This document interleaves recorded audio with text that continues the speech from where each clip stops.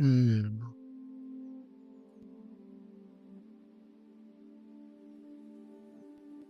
Welcome to the Moon and Astrology podcast.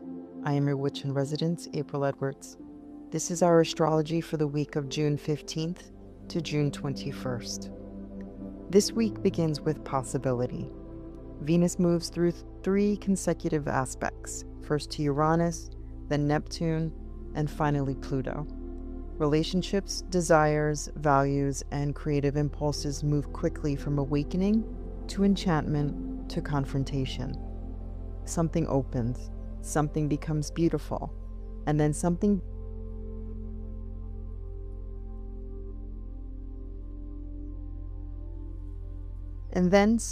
beneath that beauty reveals itself.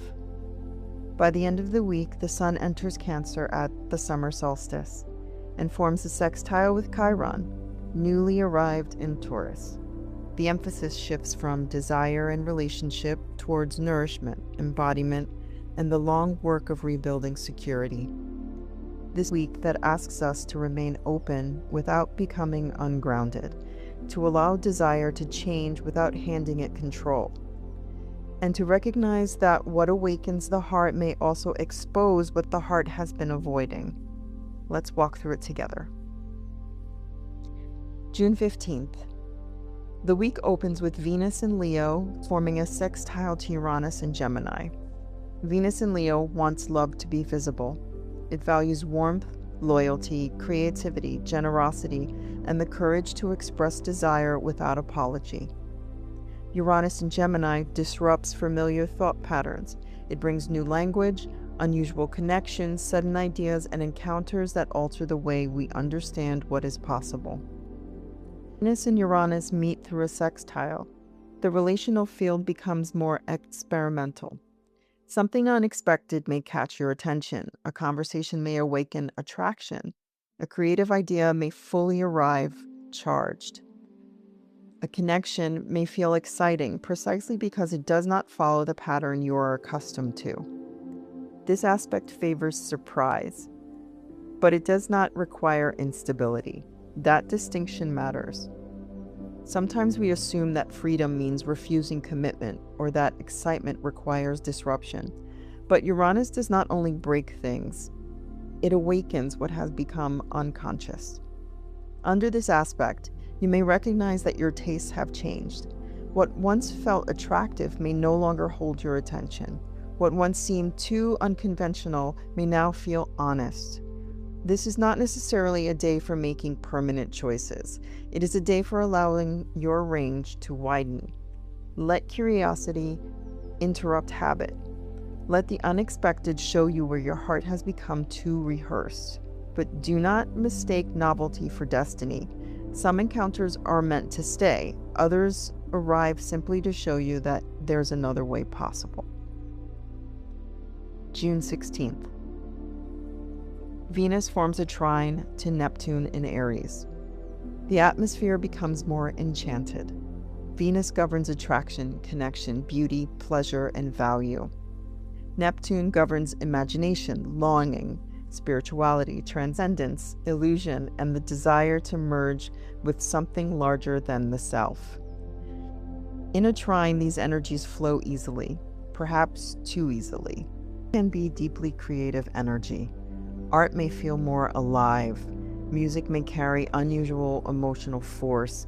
Romantic feelings may deepen. The desire to express affection, beauty, or devotion may feel less guarded.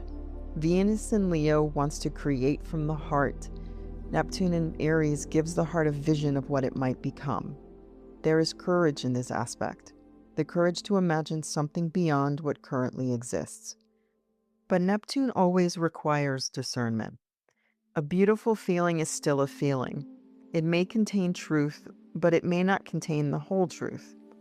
Under this influence, it can be tempting to idealize a person, a creative opportunity, or the version of yourself you hope to become. The vision may be meaningful, but meaning does not guarantee permanence. Let yourself be inspired. Let beauty reach you. Let imagination open the door. Just do not demand that the dream prove itself before it has entered reality. and do not make another person responsible for fulfilling an image they never agreed to inhabit.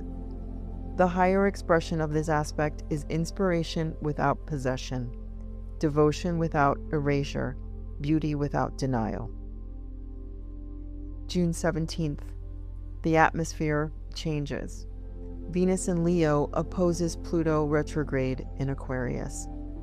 What began as curiosity and expanded into inspiration now meets the deeper machinery of desire.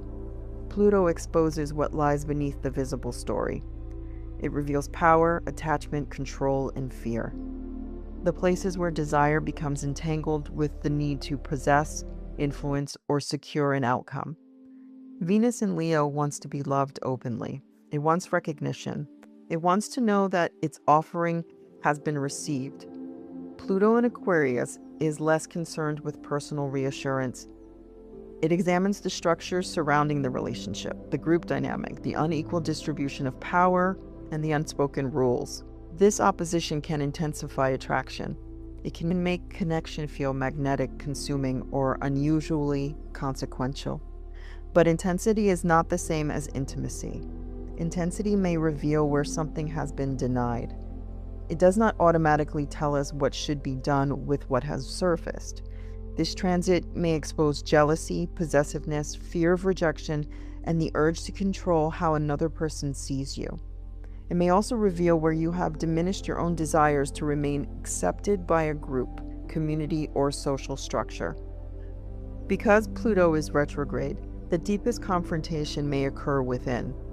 You may see more clearly why a particular form of recognition matters so much, why rejection feels threatening, why admiration has become confused with love, or why detachment has been used to avoid the vulnerability of being genuinely seen.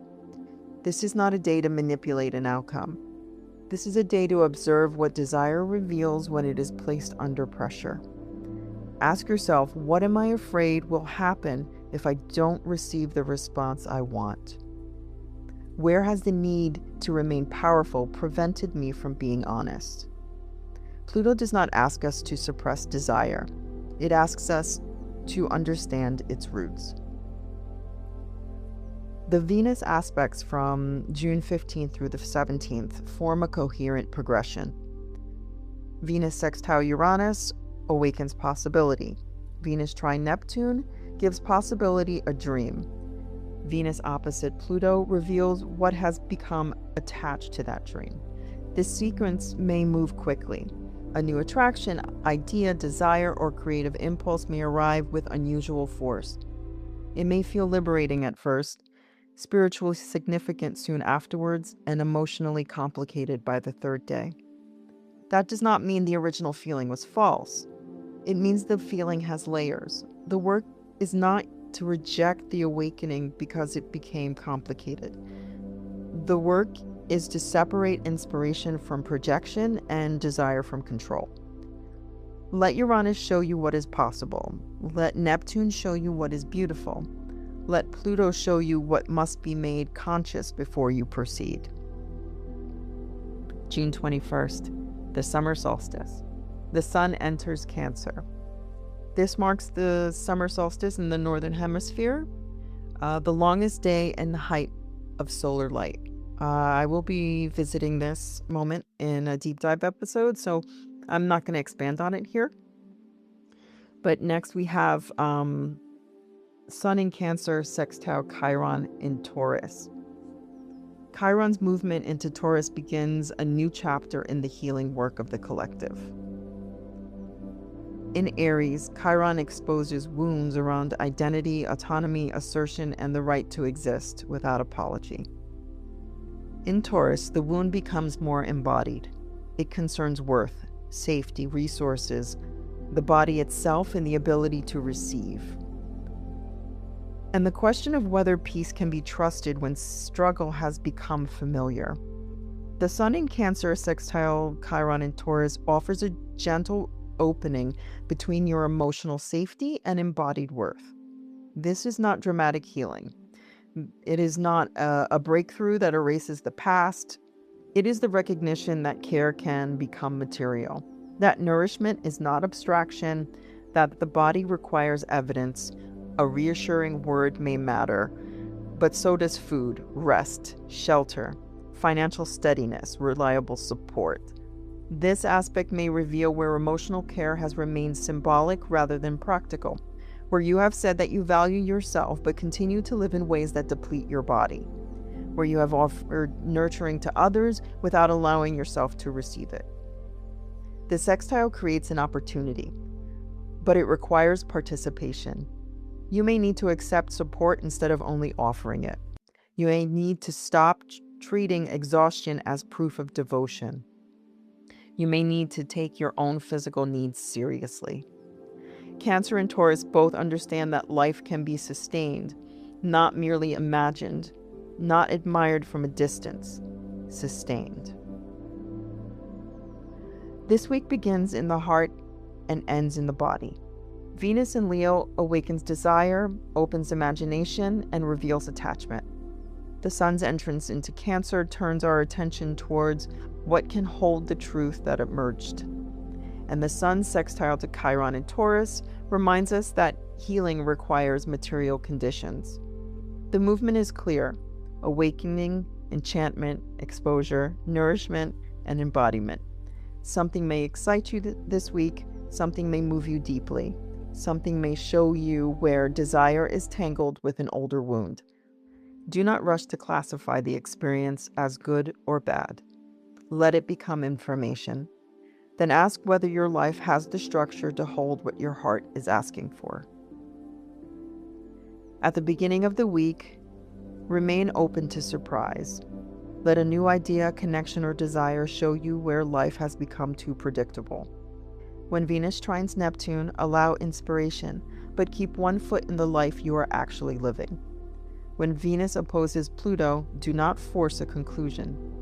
Observe what becomes intense. Notice what you want to control. Notice what you fear losing. By the solstice, return to the body.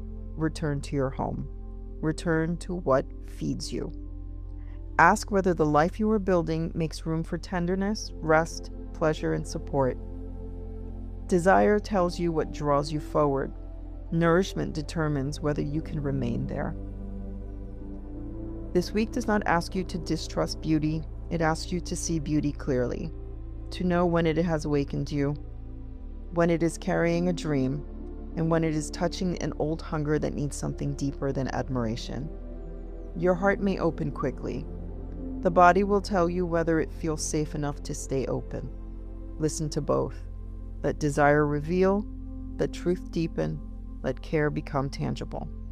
And as the sun reaches the height of its light, remember, fullness is not something we possess. It is something we learn to hold without demanding that it remain unchanged. This work grows through word of mouth. If it's been meaningful to you, you can like, share, or subscribe. That's how it reaches the ones who need it.